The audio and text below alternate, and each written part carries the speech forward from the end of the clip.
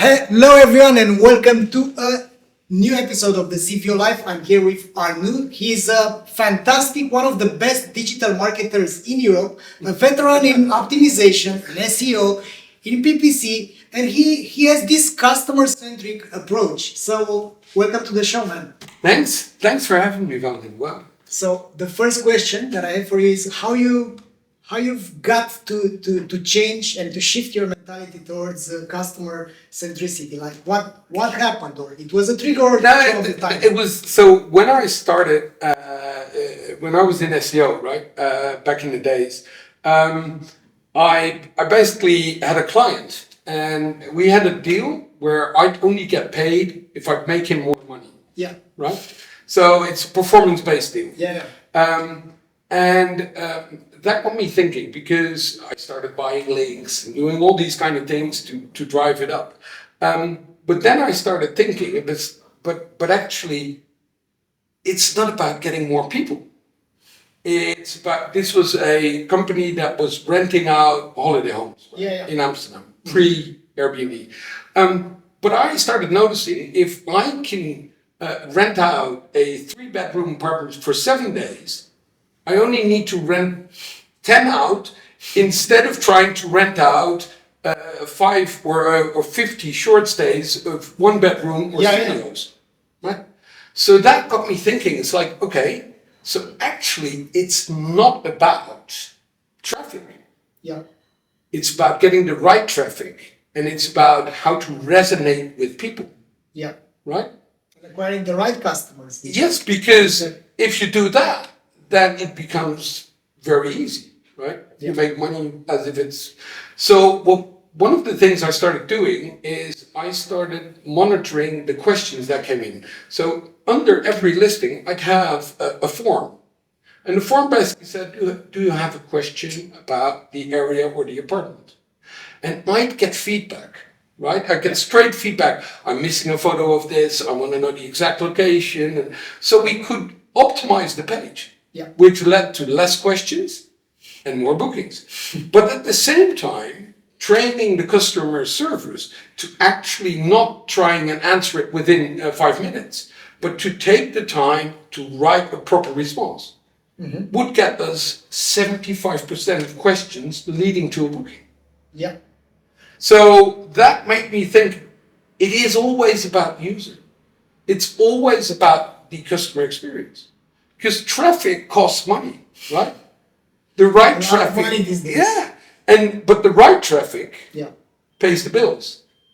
And in the end, when I started doing that, so in the beginning I had more traffic, but I was only seeing little increases, so I could only invoice 500 euros. But when I started focusing on that, I was suddenly able to send 5K invoices a month.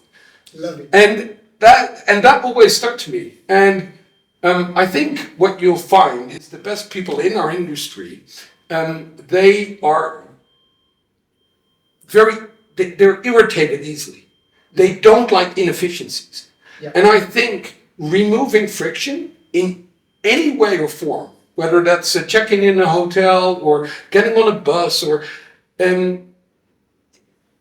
you're putting the customer first. Yeah. Because if I experience friction, everybody experiences friction. I think this is an amazing topic to go a bit and to get more deeper into it. Arnold, we have this let's say school of thought, like bribing customers, attracting them, discounts, price, whatever. Do you think that price is still so important, or is more about the inner motivation and it's about diminishing the friction? 100% remove friction. Yeah. For remove friction is the thing. Otherwise, we're racing to the bottom, right? It's not always about price. Yeah. It's about the product. It needs to be good. I mean, if you feel appreciated as a customer, it's the best feeling ever, right? I still remember this one where I got a GoPro, right? Yeah. This is like 5 or 6 or 7 years ago. And one of those clips broke.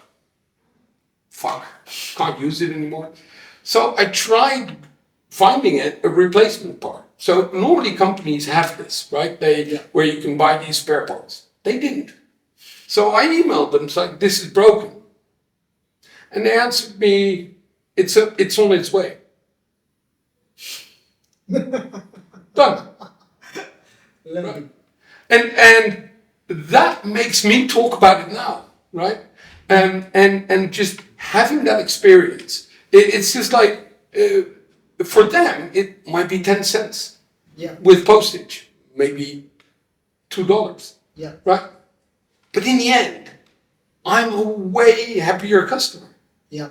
I'm talking about it. So next time, if I want to buy an action cam, they're very high up my list. And then it doesn't really matter whether they're $50 more expensive. Yeah. At the end of the day, it's about them investing in a future relationship with you as a customer. But not all the decision makers are thinking like that, because we are being trained with this school of thought. It's all about the numbers, the returns. What's the return? And when you do this calculation, you end up in the hands of the CFO, which is telling us, this will cost that and the other. And no, but this is the same thing, right? So when I now help companies, especially medium to large, I shift their mindset. yeah, I tell them it's not about rankings, right? It's about answering a user's question. no problem. We'll go back again. No problem. Go on. I'm so sorry. No worries, no worries. So what was I saying? About when you are shifting the mentalities. Yeah. So when you're shifting the mentalities of a company to actually start understanding a user's question, right? And what I basically tell them is, let's take 20% of our marketing budget and not put a performance metric towards it. Right? So imagine this, right? In the e-commerce company, we sometimes send back stuff, right? Stop. Go. Perfect. So we send back stuff. Because we normally buy old stuff, but if they don't like our offer, we'll send it back for free. But if you think about it, it's extremely annoying, because you spend 2 hours packing a box, bringing it to the post office, and then 2 weeks later you get a disappointing valuation, and you get all the stuff back for free. The stuff you want to get rid of, right? So it's an extremely shitty thing. Experience. So what we started working towards is, what are the ones that we can't buy? So what are the products that people value a lot, like old coins? Yeah. Literally, old coins are not worth anything in 99% of cases, but they have perceived value because it used to be a payment method, right? Yeah. So we need to disappoint a lot of people. Yeah. And so there's two ways of countering this. One, you could be a better educator at when you're good. So instead of pushing them to sign up, you need to tell them when to send us stuff and when not to send us. So that will lead to lower conversions, but in the end, happier customers. Yeah. Because you've saved them all that time and effort they need to go through. The second thing we did is we put a relatively large bar of chocolate of choice. So but really good Swiss chocolate. As saying, we're really sorry, but here is this. Little gestures, right? Yeah, very, very sweet. So let me understand something. So tell me more about the context of this business. What is the... So basically what this is you walk up your attic, or your parents have died, and suddenly you're stuck with silver cutlery you're never going to use, and old cameras, like these brown cameras, and war medals, and all of this kind of stuff. And what are you going to do with it? You can put it on eBay, what should I ask for it, right? So you don't know what to do with it. Yeah. So what this company does is basically when you sign up, you just fill up a cardboard box and you get an insured post-it label for free that you can send it to them and we will evaluate it and give you a price. Yeah. And if you like the offer, we'll wire you the money. Done. Right? So it's basically an easy way to get rid of old stuff. And then what we do with it, we sell it through Sotheby's, eBay, whatever. Yeah. So that's where this process works. But this works everywhere. So what my bug is, right, and is that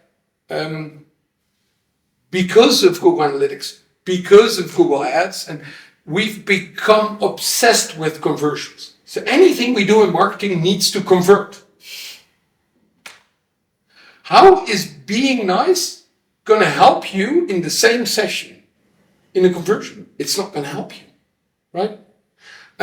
So we need to set apart 20% of our budget to just do nice things, to build a brand, to help people. So marketing could pay for those chocolates. Yeah. Right? And I think people need to start thinking this way, right? When you go to a creative company to help establish your brand, you can't say, here's 100K, but I need at least 1,000 conversions. It doesn't work that way. Yeah. Because you're doing something else. And I think it's just being nice. And we've heard it a few times already. We need to start understanding that customers don't like to be scammed. And they expect higher standards nowadays. Yeah. Right? It's not pure price comparison. It is when can I get it? What do you do with returns? What is your vision on sustainability?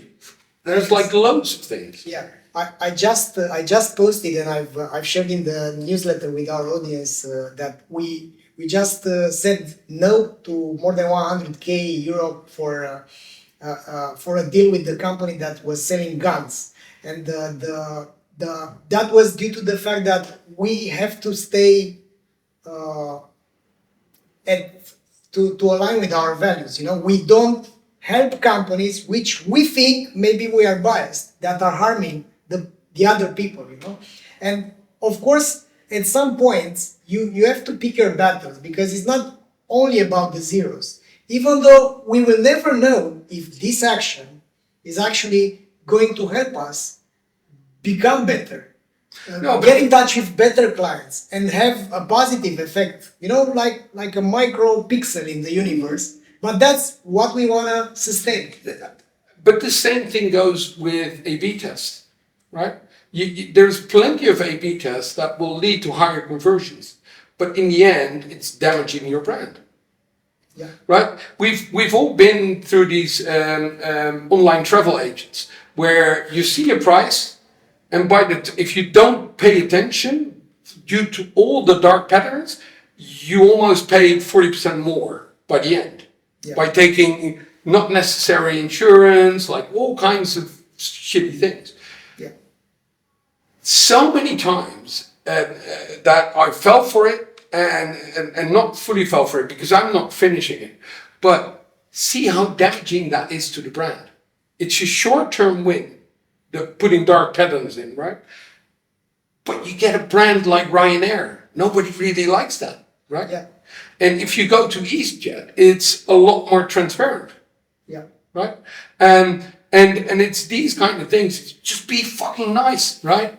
It's so simple. Yeah. And it's not about the bottom line revenue because in the end, it doesn't add up. You're going to lose the battle. Yeah. There is a report from KPMG. They've made this research regarding where is the break-even point, where being more nice is going to harm the P&L, you know, the bottom line. And this kind of approach is like basically you need to respect the under promise over deliver principle to your customers. But what they've done, they've evaluated how much should you over deliver and where is the break-even point, because it's if you are under delivering you're not having happy customers and you think that you're making money, if you're over delivering just a bit, you make them come back, you make them aware that you care about them. But there is a point from where onwards, if you over deliver too much, you're not having a positive effect. You're just losing money. And we can see that in the loyalty points. You know, you have this frenzy about, hey, you have tier silver and then gold, and then let's pay back to our loyal customers. And there are some customers which don't really care about having a better deal. Maybe they care more about saying thank you or treating their support ticket more faster. I think this is the whole point, right? Not every person is the same. Yeah. There are people that love the gameability of tiers and those kind of things, but there's also people who just like to be, everybody likes to be treated nice, right? But for some people, that is the main thing, right? I know people that fly a lot. I find it creepy when people go, oh, Mr. Hellemans, blah, blah, blah. I'm like, I've never met you, right? It doesn't feel right for me, but other people love it. So it's that balance, right? It's the human factor. Yeah. And I think that's why we need to start understanding how these kind of things work. And I feel like we're looking at freaking numbers, but numbers don't tell the whole story, right? There's different people on the other end, and this is why I love talking to actual customers or listening in on customer service calls. My kind of conversation, how you suggest talking to your customers, or give us some examples where you've done this and what was the outcome, because I'm really, really big on talking to your customers. The simplest thing, get your wife or your partner behind a computer. Ask them to do something. Yeah. And just spy on them. No, just sit there and let them talk freely. There is so much we can do and learn from that. It's tremendous. I should do it like this, right? Sorry that we're here. Aaron, I didn't see you for a year. For a year. For a year? Oh, a bit less, because last year it was... In May. Yeah. Yeah, the sea is warmer now. The sea is warmer? No, it's colder. It's colder now. It was warmer. I thought so. Yeah. Okay, sorry guys, I'm running out again, but I'll be back again. No problem. We're good. It's gonna be a long interview just because of my leaving. Flo is going to forgive us because he's gonna do the editing. Okay, then it's okay. It was that blonde lady. So we're talking with your customer. Yeah, so my wife is a great source of truth. Just how many people listen in and talk to the customer service department when you're in marketing or C-level? They are silos. They are supposed to talk with one another. They are in different departments. I don't know if you've seen that series, Undercover Boss. No. You'll love it. So Undercover Boss is basically, it's in the US and the UK and also in the Netherlands. It's basically a C-level executive of, say, a fast food restaurant is looking for a job change. So they become a cleaner, they become a cook, and that's when you start noticing is that they think everything is a certain way. In some cases it is, in some cases it isn't. Yeah. So it's very important that you get these kind of insights. So what I tend to do is get the customer service department out for drinks.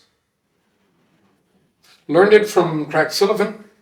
Works like a charm, because when you give them a lot of beer or wine or whatever, then they open up. They open up, and you ask them about the worst experiences, and you suddenly have this boom big list of things. No, of simple things you can fix for a better user experience. Yeah, and it's so simple. yet nobody's doing it. So here's a question for anybody in the audience. If you're in e-commerce, how often have you tried ordering a product on your own site? Yeah. I bet never. Maybe during testing. But really The full experience. Yeah. the full experience. I was once at a big e-tailer. They just built a whole platform for 5 million. And I was there for just a quick chat because I knew the guy from before. And I was sitting there and I said, let's order something. He went, what do you mean? So let's order something. And I immediately spotted like 5 or 6 things that were absolutely wrong, right? Just plain wrong. Yeah. And he went like, whoa, what just happened? And I think when I walked out, he said, please send me an invoice. So this was just getting to know someone, right? But just triggering them to go through that painful experience of ordering something on the site. He was looking at numbers. Yeah. Man, it's not that good. Well, it's a pretty good month. And I was like, well, if that's a pretty good month and you've seen this experience, look, right? So it's also about using it yourself. So that talking to customers. The other one is read emails. Just what I used to do is, now with GDPR it's a little harder, but I used to get myself BCC'd on every customer-facing email when I started out with the apartments. And then during flights, I would give them live feedback if I didn't like the answer. Yeah. And this gives you so much insight. And you can do this whenever, right? When you're sitting in a bus, when you're waiting in a train, waiting on a plane, you just start reading through customer questions and customer service answers. That's great. Let me give you some an example of a company which nailed this completely. It's one of our first customers. They've been completely obsessed about customer experience. So we started to work with them. They've segmented their customers into best whatever. They are selling office supplies, right? So they have their best customers, they're so-and-so, they're about to dump them, and we have this segmentation method. But they were previously, before starting to work with them, they analyzed the NPS, but it was only the average. Yeah. After we've started to work with them, they are a pretty big company. They have a couple of hundreds of employees, but I was working with one of the founders, and that guy is amazing. So they've quadrupled their company in the last 3 years since we've started to work with them. But their NPS right now is 94, so it's unheard of, even though they have thousands of transactions every week. What they've done, they've started to collect the NPS, and then they looked at the NPS of their best customers, and then they said, but not only the best deserve our attention. However, they haven't got enough customer service people. So what they did, they've started to trigger tickets in real time if they had the low NPS score. So not only that they've got the feedback, but they've started to proactively go out there, because when you say, I'm pissed off because such and such, you get an answer.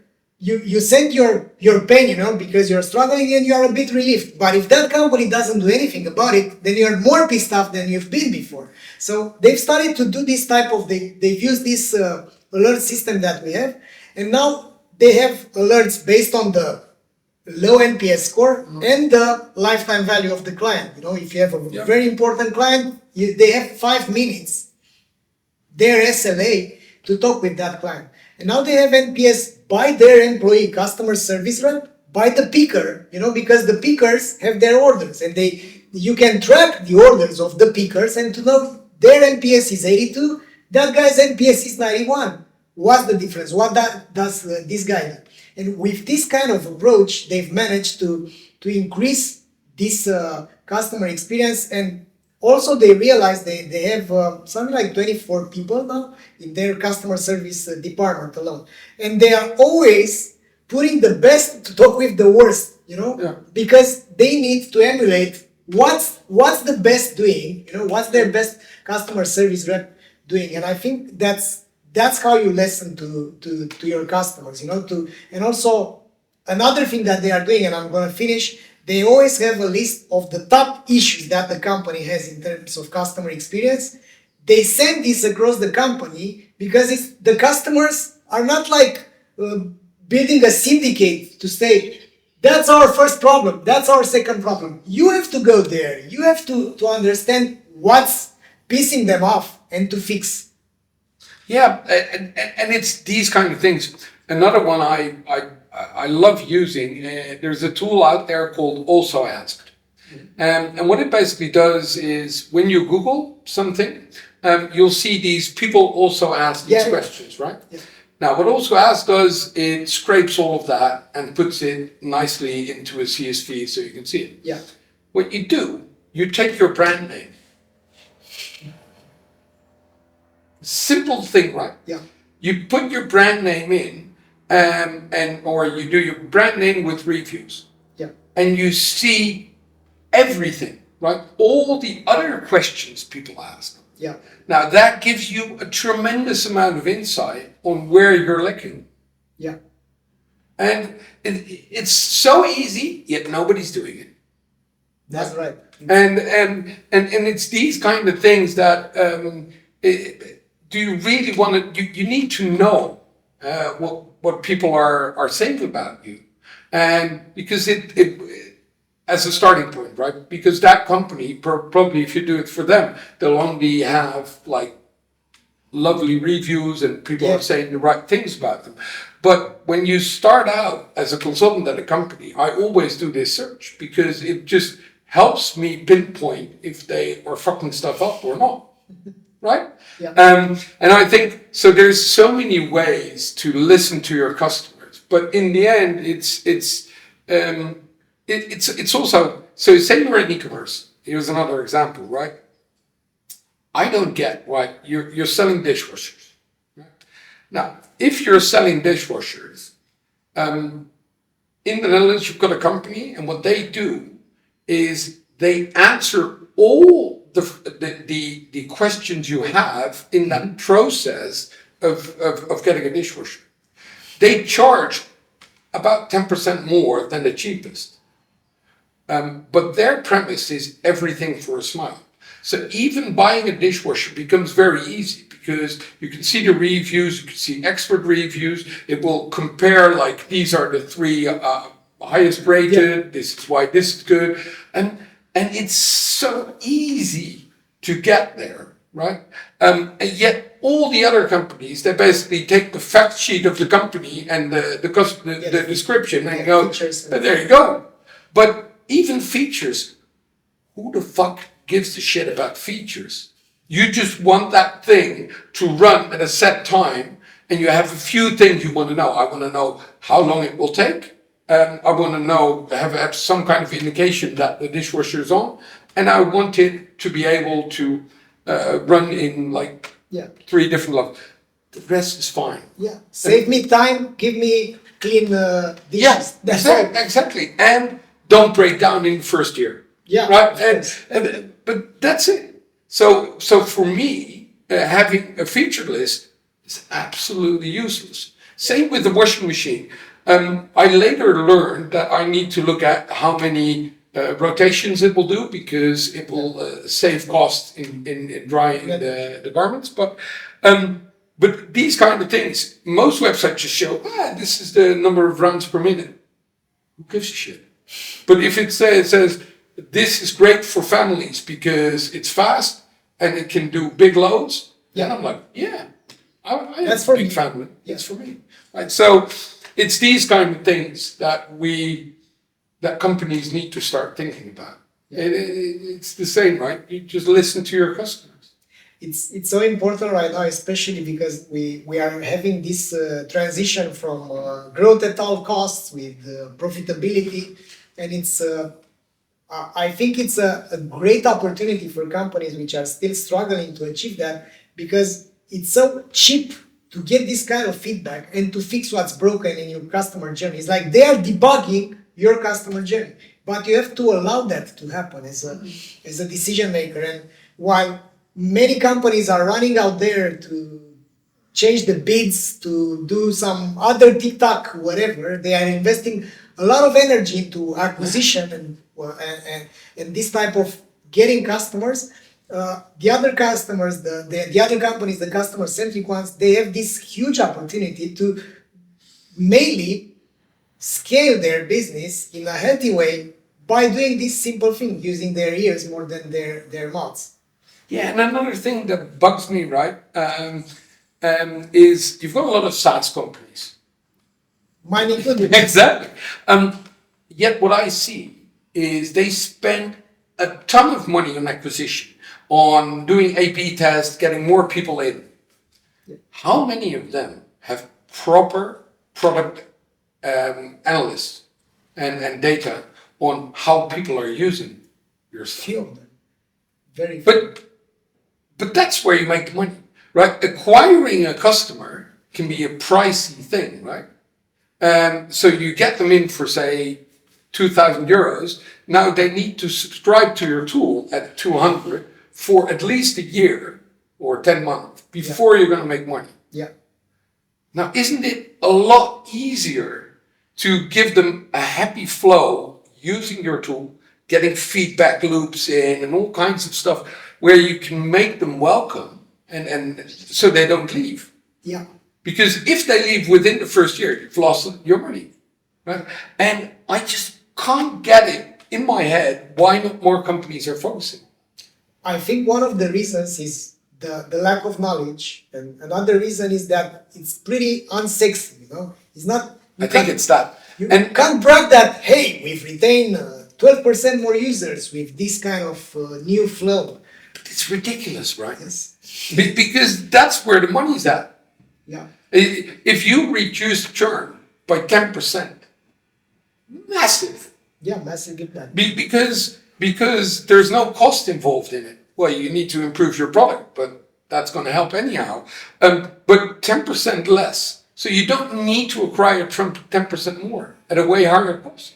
Yeah, exactly. And the game is changing. However, the opportunity is going to shrink. So it's not like these companies will be here forever. We are already seeing some consolidation, you know, because there are e-commerce companies can't make it anymore without other points of sales, going through retail chains, building their own points of presence. That's happening due to the higher acquisition costs.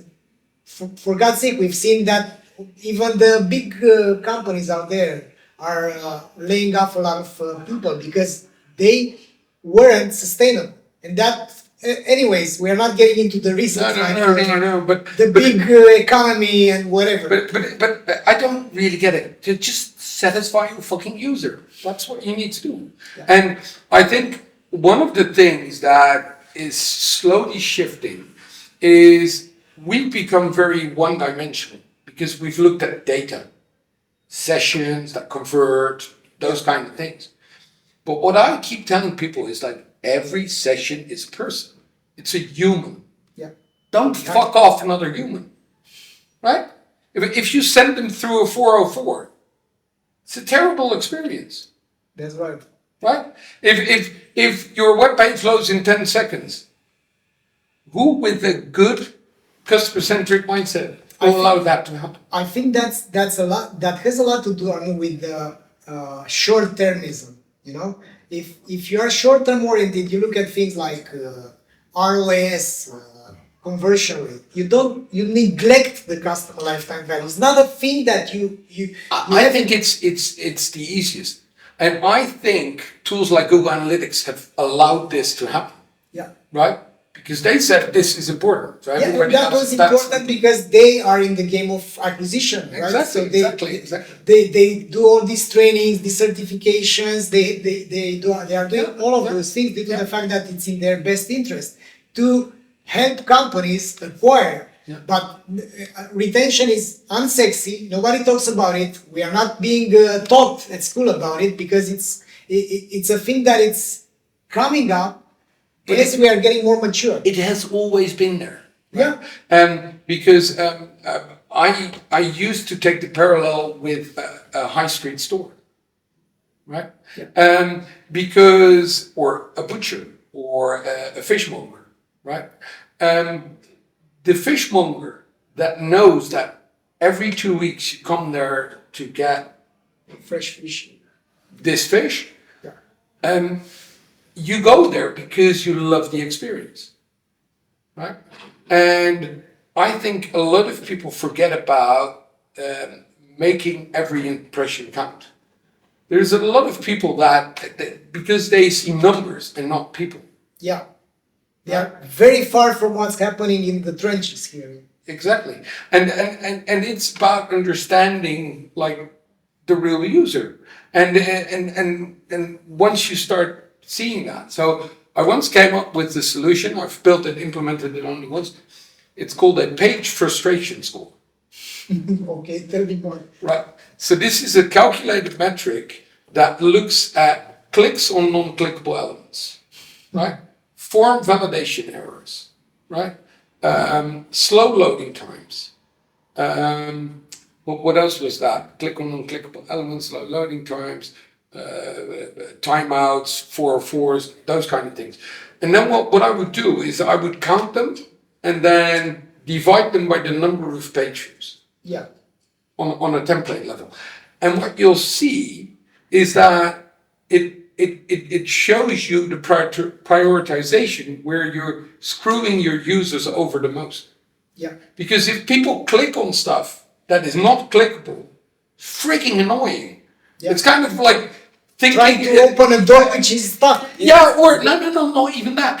Clicking a button which isn't the button, right? We're waiting for a lift. Oh, where's the button? Oh, it's down here, right? And it's these kind of things that we're not even looking at, which is ridiculous if you think about it. Because in a normal world, you would say that's wrong. Say that door handle would be at the bottom. Yeah, but imagine that in real life, you can't simply don't care about individuals which are trying to get there. But in the digital world, we are seeing this thing. It's only 10% of users. Yeah, exactly. But imagine 10. It's about 5,000 people a day, it's just a fraction of it. Let's spend some more money on Facebook ads. Yeah, and it's these kind of things, and I think this is what we what people start to see, and interestingly enough, not everybody can do this. Yeah. Because it's the people that are frustrated by default that are a lot better at this. So the people funny story. I walked out the airport in Vienna, right, and 3 people just started walking towards the toilet. The whole plane followed them into the toilet, right? Because everybody was just like, there's 3 and 4. And I walked down and I was like, this is the toilet. So I was the only one going up, but the whole plane just followed that. And I was like, whoa, this is so bad that in the design of the airport, that the easiest way to go is going into the toilet, even though the exit is next to it. Yeah. And the herd mentality bias. Yeah, exactly. And these are so you're always looking for the things that we often don't know how people are using our tools. Yeah. We don't know which reports they use. We don't know which pages and how they interact with it. Yeah. And it's I think it's also important to state that throughout the customer journey, if you are to speak with your customers, let's say you are selling mattresses online, you need to know what's the feedback when they got it, how easy it was to unpack, because I'm talking out of frustration here. It was freaking hard. It was like I had to call a friend to help me out to freaking open it and put it because it was like this. And that's the first part in the customer journey. Then you need to know, are your customers sleeping better 2 weeks, 2 months after that? Are you instructing them on how to sleep and the fact that they will get some back pains initially because they had harder mattresses and they are coming from a softer one? So those kind of things happen, but if you don't use your ears to listen to that, you will have the same default customer journey, and you will just ship products from A to B, thinking that you've done your job as a retail company. Exactly. And I think what is fun, right? So I see more and more companies that I'm working with, they move towards that, or they get somebody in to really embed it, right? Yeah. And so the question should be, with anything you do, does it help my customer? Yeah. What's in it for the customer? Because if it's And not what's in it for me, because what's in it for the customer, right? ends up to be what's in it for me. That's the whole idea, because we have this obliquity, you know. Yeah. If we want more money, help others make more money. If you want to be happy, make others happy. It's so simple. So a fun thing, right? I've got more than enough clients.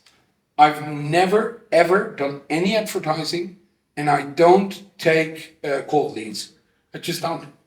Because the easiest way to sell your service is by giving them an excellent experience. Sorry, the blonde coming in. No problem. We will wrap it up anyways. Yeah. Hey, Valentin. How's it going? It's perfect. Thank you for being so patient. Oh, it's okay. Sorry for being an egg, like constantly. No, You no, need to send it. it's You your need job. to send it. You need to. Yeah. It's your mission. It's your You need to send it. You need to send it You know all the what she's time. talking about, right? Yeah, I know. She probably has done it with me as well. Yeah, of course. But your video, the best video in the world. Thank It was so brilliant. Thank you for that. Thank you. Thank you. So where were we with the? So in the end, just giving them a really good experience is the easiest way to sell. Yeah. The other thing is, if people approach me, they basically go, "What does it cost to be number one on this?" Yeah. And I know that I'll be too expensive, so why bother, right? So I just tell them, "Sorry, I don't do this." Yeah. But if they come from another company, they know my way of working, and then sure, I'll help you. That's knowing your ICP, right? Your ideal customer profile. The easiest way to fit that is to work with them, and a few of those will sell your services, but they will only sell it if they see a match. Yeah.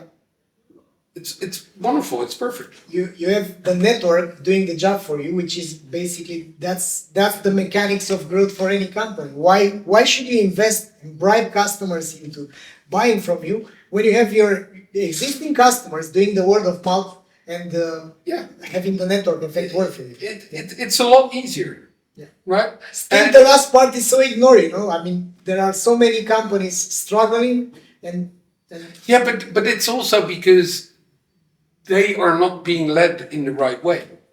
yeah. It's Andre Maurice has this saying, I keep on repeating it, because we have this quote in Romania as well. The fish starts to stink from the head. yeah.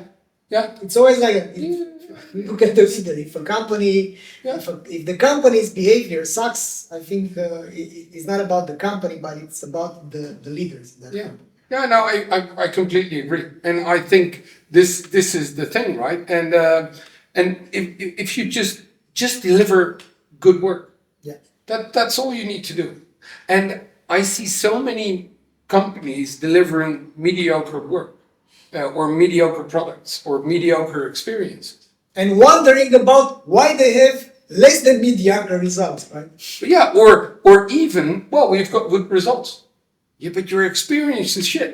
Imagine how much you could make if your experience was awesome. And I think it's a great moment to wrap it here. So it's about providing awesome experiences, and that's not so hard to do if you have the, let's say, inspiration to do a very simple thing, which is talking to your customers and making their life easier. Yeah, just remove friction. We shouldn't have any friction. Just remove friction. Done. I'll remove the friction of finding out Arnout right now. So where people can find if they want to follow me. Yeah, you can find me on Twitter. You'll see a mayonnaise logo, but that's actually me. So it's @Hellemans. Or connect with me on LinkedIn. But say that you listen to this show. That's always good. I'll accept you and whatever. And you know what? I'll be speaking at Conversion Jam in October in Stockholm. So if there's anybody from Stockholm, so that should be good fun. And if you're ever in Amsterdam, it's a beautiful city. Well, you know, right? I know that. So that's where you You're go. a great host. Thank you. Thank you. Yeah. Perfect. Thanks a lot, Arnout. And thanks everyone for listening. We'll see each other at the next episode, which will happen, I guess, from here as well, from In Orbit, Slovenia.